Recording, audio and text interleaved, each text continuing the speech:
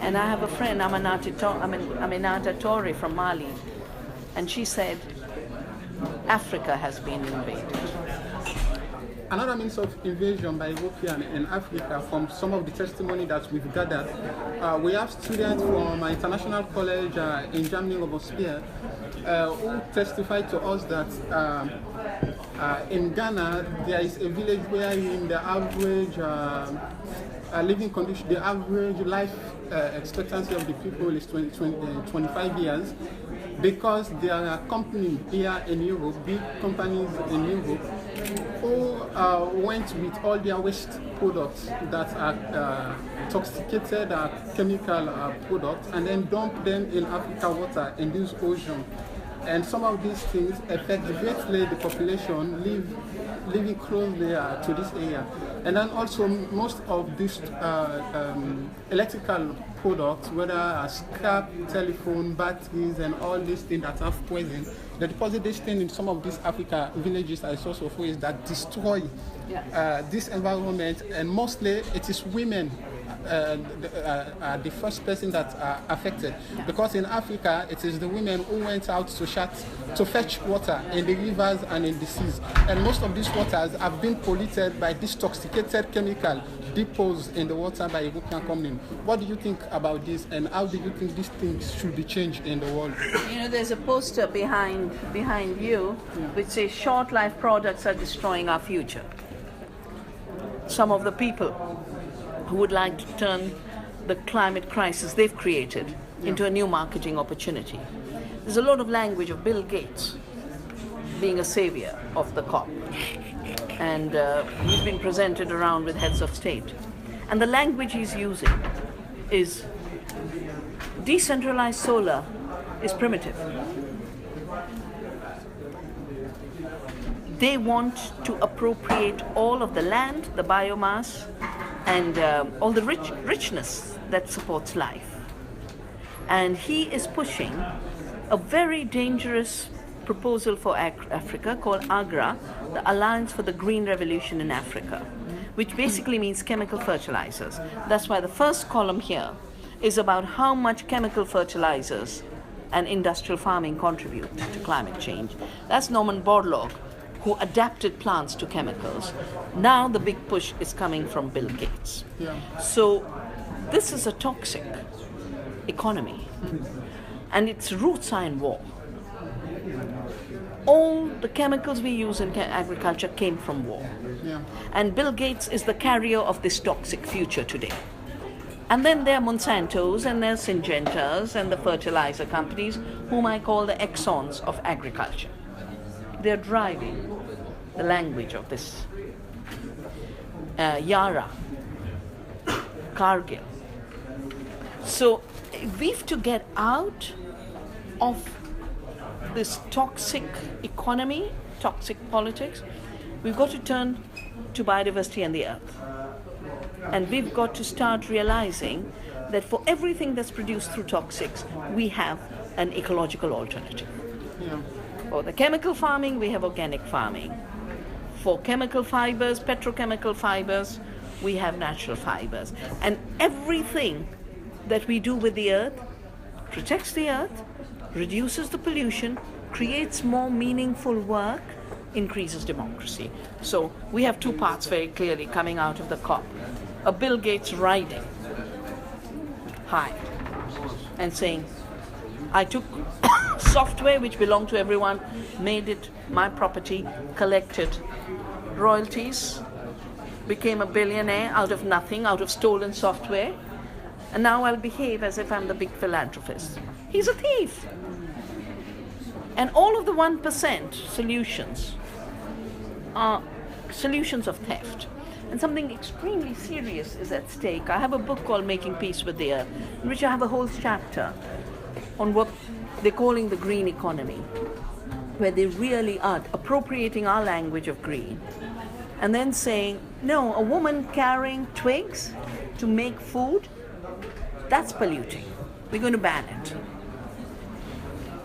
People having their own seats, we won't allow it. So they would like to take the 75% economy of the world which is what I call the biodiversity economy, which is all of our countries, which is large parts of the new movements in the north. And they're trying very hard to say, we'll criminalize that. We will define what's innovation, we'll define what's pollution, we'll define what's clean, we'll define what's smart. These are the code words of their new empire. Smart, innovation, clean. We want life. They don't use the word life. They're scared of life. What about the geoengineering? That's part of the fourth solution I mentioned here. And he's financing it. That's why all of you, I suggest, keep track of Bill Gates. He is going to be the biggest continuer of this model that must change. Is he linked with that? With he is biggest financier. Biggest financier of geoengineering projects. Biggest. Yeah. And Monsanto too is linked with that? Monsanto maybe, for sure, because Monsanto is breeding for heavy metals. Okay, and because it's the soil becomes dry with the geoengineering, so Monsanto could provide the solution, right? Well, you know, Monsanto has bought. If you read that sheet I've given, Monsanto has bought the world's biggest climate data corporation. It has bought the world's biggest soil data corporation. And basically what they're looking for, I mean, we've seen what happened with seed. Monsanto said, I'm going to own the seed. And I'll collect royalties. And I'll push GMOs because that way I can pretend I invented the seed. They're now looking for trapping farmers into buying soil and climate data from them. Which is why I am totally against carbon trading. Because living carbon, you know, a tree is living carbon. And I've critiqued the G8. So you can't decarbonize the world, we'd be dead. What you need to do is get rid of fossil fuels. Why are they using the term decarbonization? They're using it to make the living carbon economy of people illegal. And there are enough young people who feel, solar, wonderful. A few twigs, dirty. No, the twigs are recycling the carbon that was fixed in that twig. They're not generating carbon or emissions beyond the carbon cycle. It's a closed cycle. Fossil burning is going beyond the cycle. And I'm reading more and more items in India. First village to become clean, to ban biomass and shift to fossil energy. And they're calling it clean. So there's a twist in the perception of what's clean. And they're already waiting to think of, not only will they control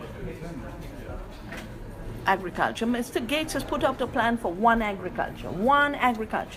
All universities working through him. He's already privatizing the world's public gene banks. All. The CG system, it's called the Consultative Group of International Agriculture Research, where our seeds are kept. He's using his money to destroy the public's breeding and saying, hand this over to the corporations. Then soil, instead of you knowing what the soil is like, instead of a local lab working with farmers to say, this is your soil fertility, this is your soil food web, satellites are going to be used.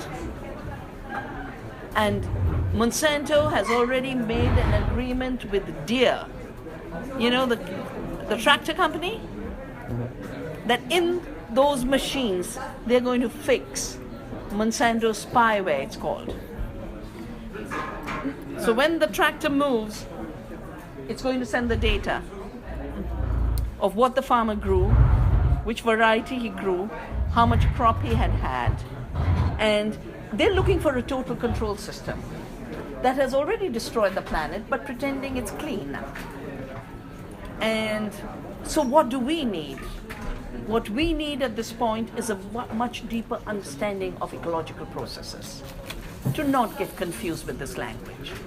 A much deeper celebration of life, our lives, the planet's life, and a much deeper courage to say no to this rubbish. I have another question. Well, let others ask if they have another question. Does anyone have? Yeah. I think on this kind of on this theme of centralization of corporate kind of control and corporations, I guess just wondering about your comments on to what extent, Dr. Shiva, we will be able to find the solutions within the framework of capitalism or neoliberalism, and to what extent those policies that are based upon that groundwork is actually, they're not the ways to go forward. Well, change never comes through abstractions. Change comes in the concrete. And within the concrete, you can be in another paradigm. Okay? I might be living in a world dominated by industrial agriculture, but for 30 years I have saved seeds. I've done organic farming and changed the world and created another world. You don't have a full systems replacement as a full system replacement, except in the mind. In the mind, you can have an immediate systems change, which is called a paradigm change. On the ground, you grow the alternative.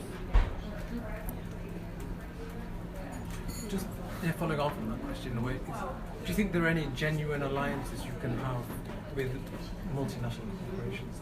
So, like, for example, Enel, which was the energy company in Italy, is making friends with Greenpeace because they want to actually change the way that they act. The CEOs saying they want to actually do something very different, which could be a stand against other multinationals like Monsanto. Yeah.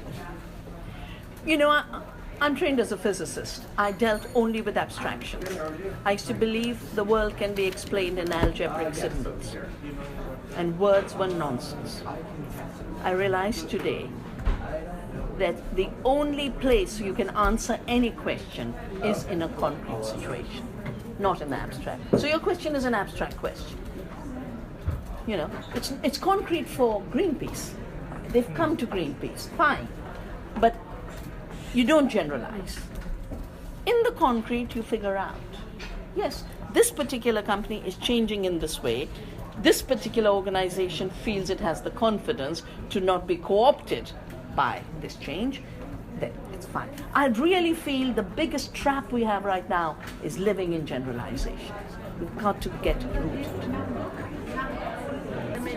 The word we have evolved in the organic movement is humus. Humus is living soil. Living soil is made by living organisms. Okay? The first time I heard the word biochar came from the biofuel industry. Alan Bates might be totally well-meaning, but biochar is only making charcoal by burning biomass without oxygen. That's all it is. And there is an illusion being created that that's the point where carbon dioxide gets fixed. No, carbon dioxide is fixed in the living plant through photosynthesis. There's no new fixing at the time of burning. So the first is it's distorting our perception of the carbon cycle. And it's making us forget photosynthesis. Second, I have watched and witnessed and I've heard corporations talk about how now they can send their carbon-rich waste as fertilizer and biochar. We had to fight Coca-Cola selling its toxic waste, giving its toxic waste in Plachimada as carbon-rich fertilizer. I've seen a cement factory in Orissa saying, here's biochar. Because in biochar, you don't explain the source. It just has to be carbon-rich. You can get into the trap that we got into with the mad cow disease. Cows like to graze grass. They made intensive feed. The intensive feed has a nice little label, this much iron, this much protein, this much calcium. This is the diet your cow needs. Cows started to get diseased. They just chopped them up, rendered them, fed them to the cows. Perfect constitution. Perfect. The nutrition was perfect. Gave the cows mad cow, killed 12 people in England till we had to rise. So All I'm saying is let's bring process back into our thinking. Let us bring transparency into what started as what and ended as what, and what did it do along the way, what externalities, what profits, what concentration, what toxics. So focusing on biochar could make us forget the real responsibility of growing organic matter, recycling organic matter, enhancing humus. The displacement of the word humus is the most dangerous part of the language of bioculture. And I'm saying some people will be well-meaning, some practices might mix humus and biochar and it might all work. But it's the displacement in our imagination that to me is the place where we are now getting colonized. Because as it is, humanity is so estranged from its life. And any step that takes us further down the estrangement road will leave us less capable of healing the earth and us ourselves. Yeah. Yeah. I was just going to say, so it seems like part of the solution would be that more people participate in community kind of connection to the planet. People actually building communities on the ground that reclaim GMO corn and soya fields and start building kind of the schools and the farms that are necessary to actually remediating the planet. Yeah. What can we do to actually encourage this more? What can we do to make more people step into this role? Because it seems like this is a lost kind of field of education or art that many people are not connecting to, particularly in the West, obviously. Well, the first thing again we have to do is unlearn the idea of the reductionist worldview that we are atoms in society, that we are each of us individuals locked into loneliness. We've got to start realizing that we are of the earth and we are of community. Even when we pretend in our minds we are isolated, if our mothers and fathers weren't there, we wouldn't be here. Mm-hmm. If someone hadn't taken care of us, we'd have died along the way. So, to be aware of the network of ecological and social relationships that make us means to be aware of community, earth community, social community. And with that awareness, to build the actual links, beginning with whatever you're fond of doing. If you like to garden, reclaim cornfields. If you like education, work with children. If you like to shift the economy, do what Rob Hopkins does, create local currency. If what you like to do is healing, learn how to heal without the same companies that are giving us the poisons in agriculture then selling us the medicines with patents. Yeah? So I've seen that education is actually also becoming colonized by companies like Monsanto and the likes of them. Is it time for a radical shift to, drop out of schools? Because if we're going to send our children to the places where they're going to come back and learn the ways of Monsanto's paradigm, is it time to just turn away from the traditional education system? I'd put it in a different way. Is it time to build another education system? And I would say yes. That's why not only have I built Navdanya for seed-saving organic farming, I've built an Earth University for another education. And you can all go to the website of Navdanya. I think it's written here, www.navdanya.org, and you'll find the Earth University. But these kind of initiatives are being created everywhere. I don't think many of you got the opportunity to see the film about tomorrow, Demain. And it's beautiful because it has agriculture, it has economy, it has democracy, and it has education.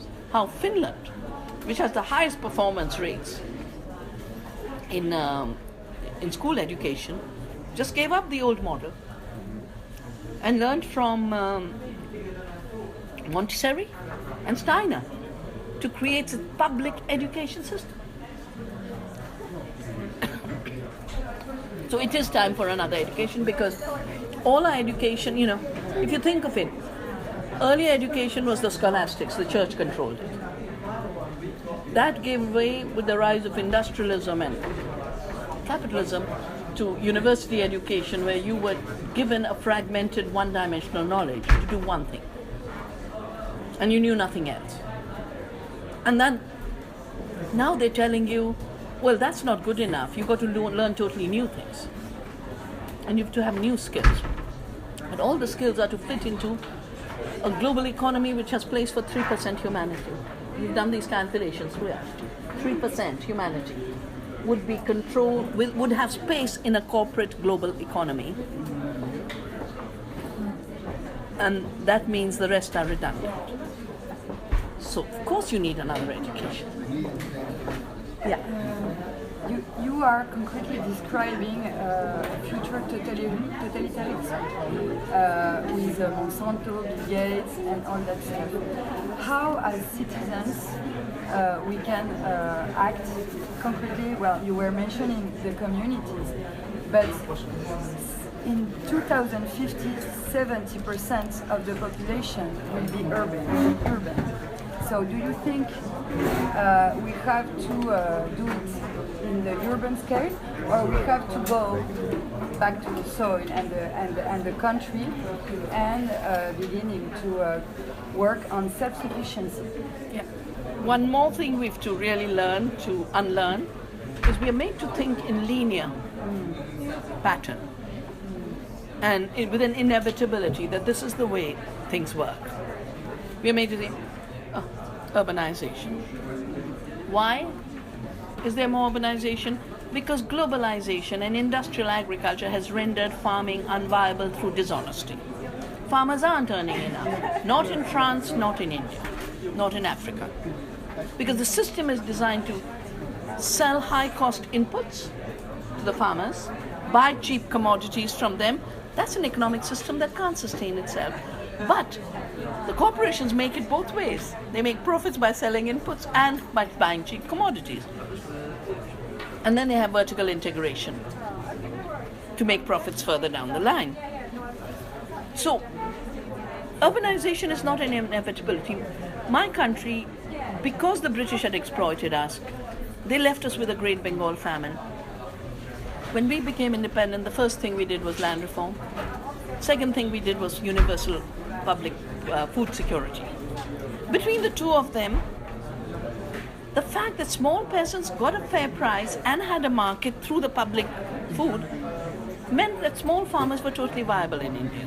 Which is why it's not an accident that India, even now, is about 60% farmers. It's by policy design. And if we make a policy design that we are going to support small farmers, we are going to recognize agroecology as a science, we're going to ensure no one can pay too little for what a farmer produces. Who would want to be on the land? Who would want to commute 3 hours, live in a boring job, sit at a computer, make money for some speculator? We would have a reverse migration of a huge kind. That's one part of the question. So we need to stop what World Bank wants us to think, inevitable that more and more people will move. No. More and more people could move in the other way if we get justice in place. And we got more initiatives. I launched here, and this group AMAP, and you know, we have these, I'm going to launch this pact on the 5th. It's a pact for the protection of the earth and each other. And you're all welcome. The French is here, and the English is there.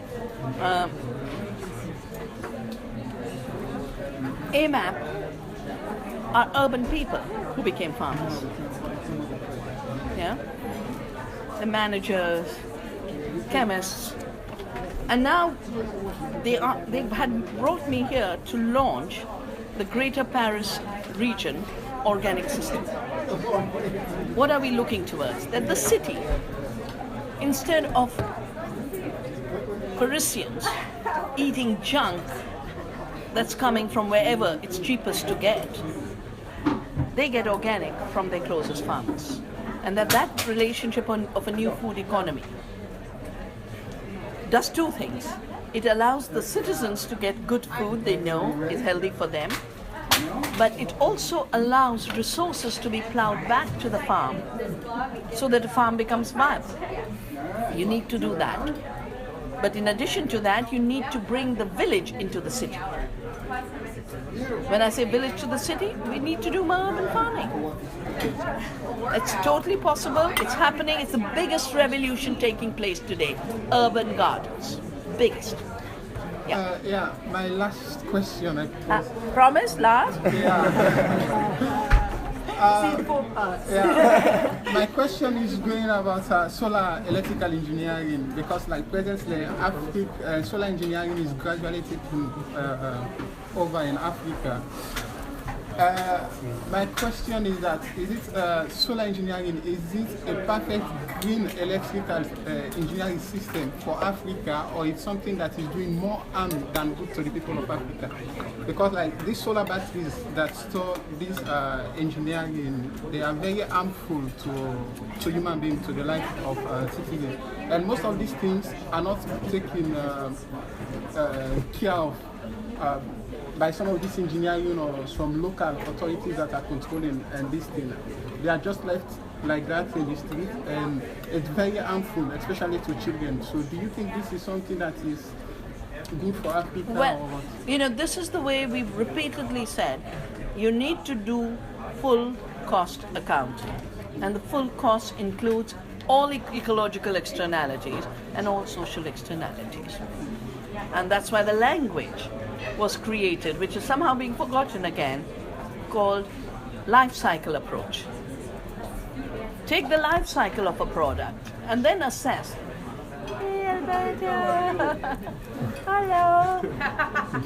That Ecuador and Greece are all worlds here. We're here with you.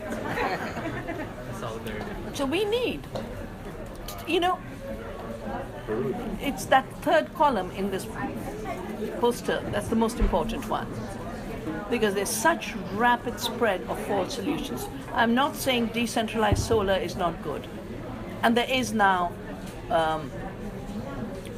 all kinds of new work being done to get rid of the battery. And you don't need the battery if all you do is heat your water, and there are other purposes for which you don't. But Bill Gates is attacking decentralized energy. He wants centralized systems. Like I said, he wants one agriculture for the whole world. He will want one energy system, which he controls. He's already moving. December's come, no? In December, he wanted to launch a microchip for remote control of women's fertility in the third world, where there's a microchip, and whether I will have a baby or not will be decided by Mr. Gates or an institution he creates. So, I mean, he is the most amazing, total control freak who could imagine. And his funny, lost grin tells me the guy is lost. He is lost. He doesn't know who he is, except that money controls the world. That's all he knows. You know? And, you know, we are being ruled by insanity. It's a very serious situation. Yeah. Where could we find a Bill Gates that could finance your way? I don't need Bill Gates' style of money at all. Have you noticed how much good work is coming through crowdsourcing? This film Tomorrow was financed through crowdsourcing. They didn't have to go to Bill Gates. My son, who just arrived, was saying, I supported this. He's a photographer. A new bag for photographers. He contributed to the crowdsourcing. And it comes back to community.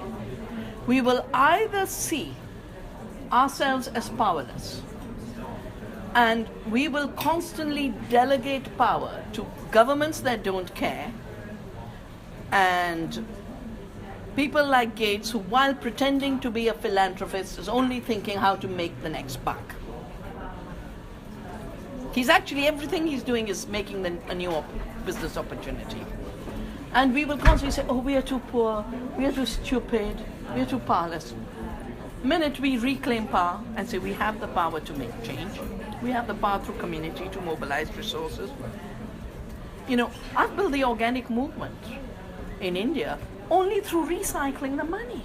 I think in the first time I must have put some money down to make sure the farmers' products reach the market, but after that it circulates. So we have to move from a linear extractive economy where everything moves to the 1%, the resources of the earth, the wealth of the people, into a circular economy where wealth starts to circulate, where energy starts to circulate in nature, in community, nutrition starts to circulate in nature, in community, water starts to circulate in nature, in community. And I want to introduce to you Alberto Costa, who was the person who drafted the Ecuadorian constitution that recognized the rights of nature, which of course is now being undermined, and that's a different issue. But, so, you know,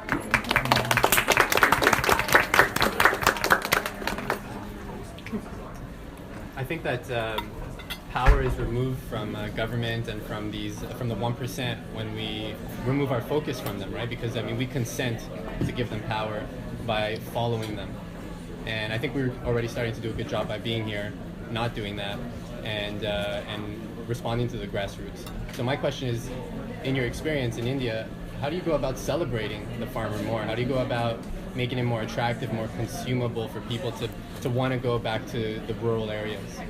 So the first is, we've turned seed into a celebration. The seed had been rendered invisible. And then it popped up as Monsanto's invention. So we bring out the seeds. Now, do I have? I'm going to show you.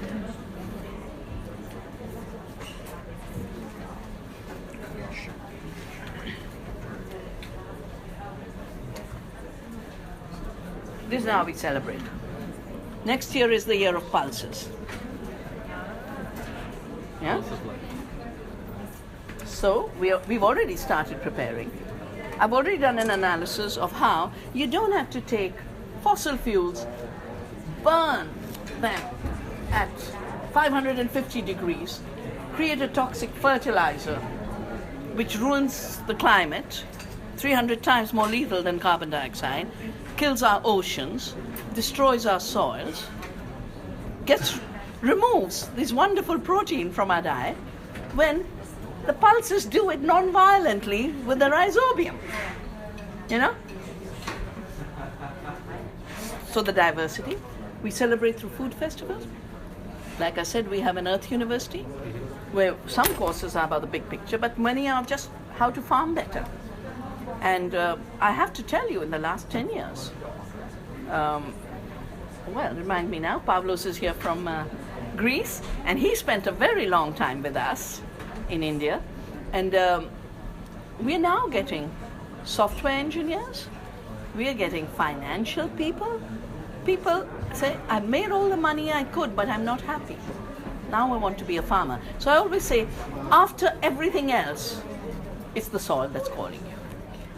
When you're bored and rich, or you're poor and disposable, either way, for both of you, it's the soil that's calling you.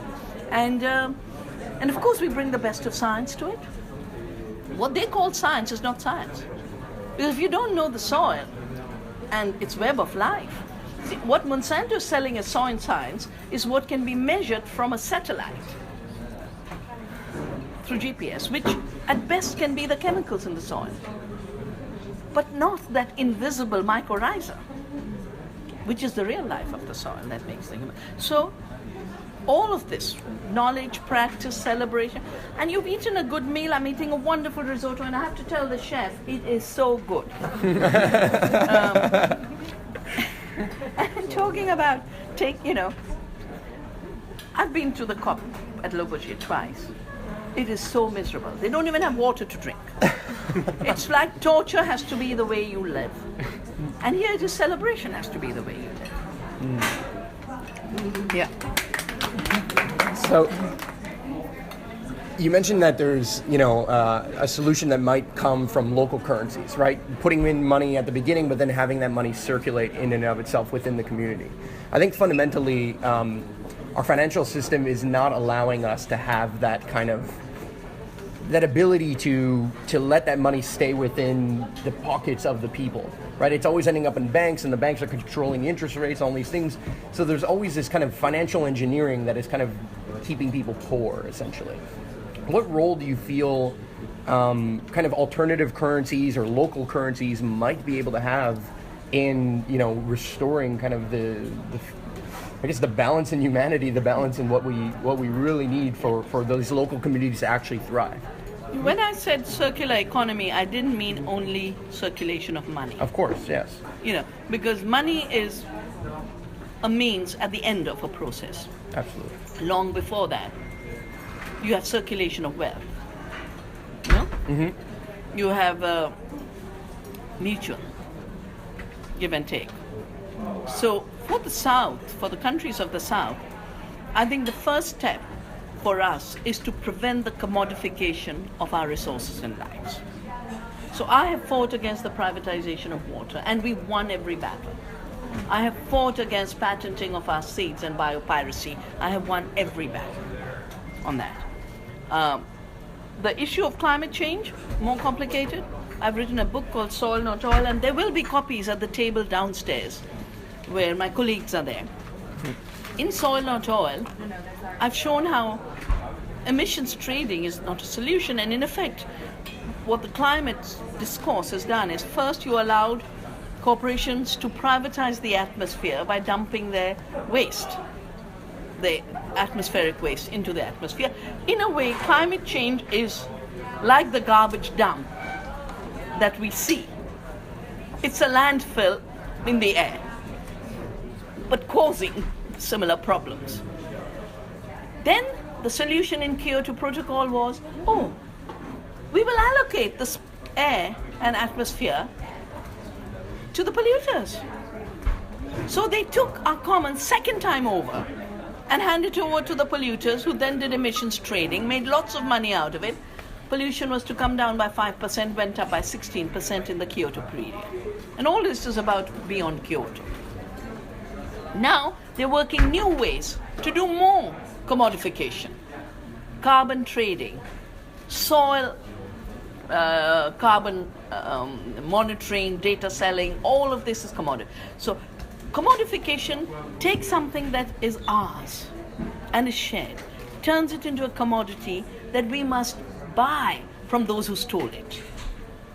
That makes us poorer. 300,000 Indian farmers have committed suicide in this model of seed commodification.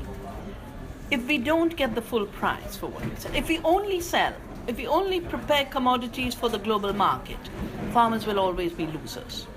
If they grow food for a neighbor, they will always have the circular economy.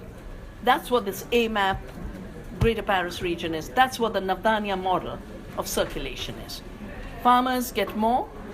They don't have to commit suicide. They do organic. Nothing goes out. Citizens get healthier food. They don't have to spend millions on healthcare. You do a short circuit, and that short circuit means both sides do better. The corporations, you don't need. I call it the global heart bypass. It's like the arteries of the global economy are clogged with corporate greed. And you can either say, when will I be big enough to do the surgery on corporations? Or you can just say, I'll just do a bypass. Yeah? And the bypass is in our hands to make. And that's the community initiative. That's the ecological awareness. That is the recognition that just because we are of the earth, we come with power. Does the plant say, there's no Mr. Bill Gates to fund me to grow? That's it. That's great. Yeah, I have a question. I agree with you that the problem is Mr. Gates won't stop because we ask him, and we are obliged to live with these people.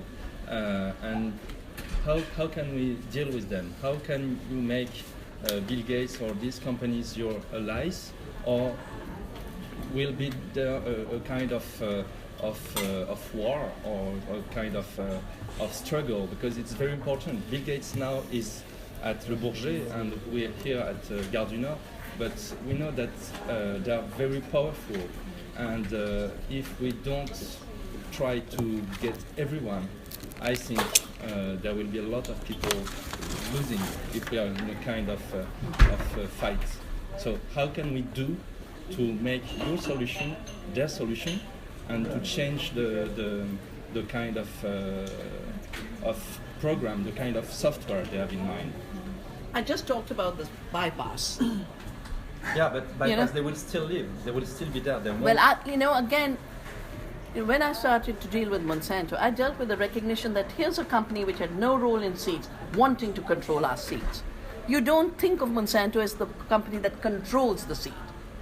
You see it as an illegitimate actor that wants to take control of your seed. Now, if you want to take control of your seed, you just stand there and say, sorry. That's what we have to say to Bill Gates. Bill Gates is a newcomer. 5 years, 10 years ago, he starts Agra. Then he's jumping into this. He's already taken over the WHO and the health system, right? We can either say, oh, Mr. Gates has always been powerful, he's always been around. No, he's an upstart. He's an upstart who's a nobody in the history of the evolution of this planet. He's a nobody in the history of evolution of our cultures. He's a nobody in the history of democracy. And I said it's very wrong that governments which are meeting for an interstate, intergovernmental gathering, allow him to stand with them. They are giving up their power of representing democratic societies. And they are inviting him to take control. So, the two things we have to do. First, realize he is trying. It's like someone's coming to steal your house. Do you say, oh my God, this man, he's so powerful, and he's taken my house, and now I will have to convince him that he thinks like me. No, you mobilize the mechanisms that there are to say you can't grab my land or my house because it's illegal. Theft is illegal. We have to do more and more of that. We are fighting. Gates is pushing the GMO golden rice, the GMO bengan in Bangladesh now because he's lost everywhere else. We have to continue those movements. And the second is we have to build a better alternative, which is why we have to increase the vocabulary beyond his 4 words. We have a very rich vocabulary. Yeah. So no dialogue with that people? No, the issue is I don't mind the dialogue. I can tell you, because I have critiqued Agra so much, the Alliance for the Green Revolution and the GMOs, I have so many friends who say, but you should talk to Bill Gates. I said, sure, fix a meeting. Poor guys, 10 years they have spent trying to fix an appointment. I'm not going to wait to fix an appointment with Bill Gates. In my life, soil bacteria is a more significant being on this planet than a Bill Gates. And I'm not going to waste my time seeking an appointment with him. But if he comes my way, I've spoken at the World Economic Forum in Melbourne. He was there, I was there. He had to come through helicopter. I walked in. I asked the protesters, I said, they want me to speak inside. If you give me permission, I'll go. If you don't give me permission, I won't. They said, no, for you, we will open up. They let me go. I was there. I won't avoid him, but I won't kill myself trying to meet him. Yeah, last. Part of the argument I hear for why people are welcoming Bill Gates into this space is that governments simply won't fund the kind of things that he's funding, like this $100 billion towards green development.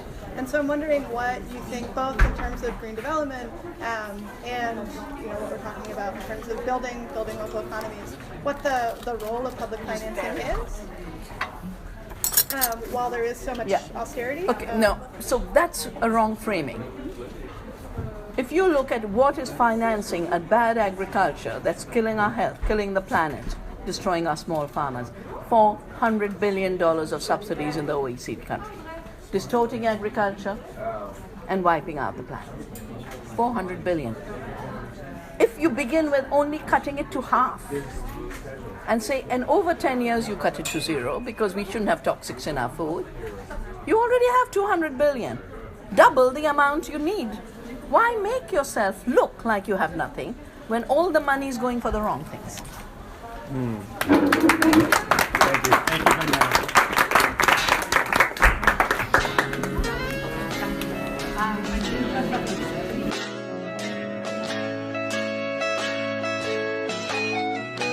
Hardship regardless.